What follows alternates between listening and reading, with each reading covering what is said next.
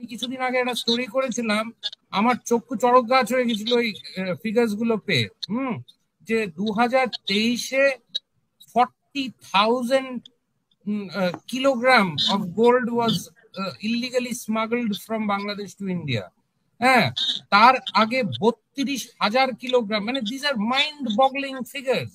এই সোনা যাচ্ছে কোথায়? নিশ্চয়ই ইন্ডিয়াতে সেই ডিমান্ড আছে বলেই সেই সোনাটা আসছে। এই যে আনওয়ারুল আজিম আনারের যে অ্যালিজড মার্ডার হয়েছে, alleged murder, I think this is the biggest story.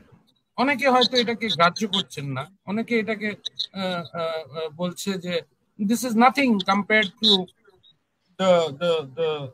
the disappearance of Mr. Benazir Ahmed. কিন্তু this is the story because this has international dimensions, this has cross-border dimensions। এদিকে দুদিকেরই লোকজন ইনভলভ এই সোনা পাচারের ইয়েটাতে। আর সোনা পাচার কিন্তু অব্যাহত চলছে, মানে ইট ইজ আনএবেটেড চলছে। এই মার্ডার যে হওয়ার জন্য যে থেমে থাকবে সেটা হচ্ছে না কিন্তু।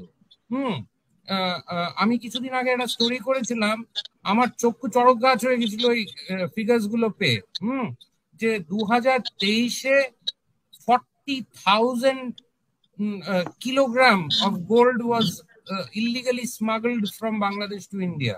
হ্যাঁ, তার আগে 32,000 কিলোগ্রাম, মানে দিস আর মাইন্ড বগলিং ফিগার্স। এই সোনা যাচ্ছে কোথায়? নিশ্চয়ই ইন্ডিয়াতে সেই ডিমান্ড আছে বলেই সেই সোনাটা আসছে। সেই সোনাটা আসছে মানে প্রাইমারিলি মিডল ইস্ট থেকে আসছে, ঢাকাতে হয়ে তারপরে বাংলাদেশে ঢুকে তারপরে ইন্ডিয়ায় ঢুকছে। এটার পেছনে তো একটা বড় চক্র কাজ করছে। সেই চক্রটা তো বাংলাদেশের দিকেও আছে, পশ্চিমবঙ্গেও আছে। তো সেগুলোকে আমার মনে হয় that is what needs to be exposed, that is what needs to be investigated properly to get to the bottom of this Anwarul Azim's murder।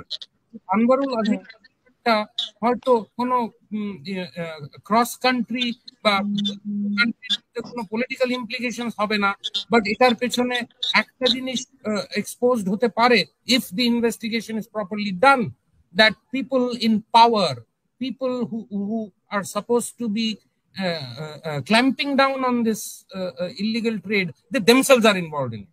আমার মনে হয় that is why it is a big story।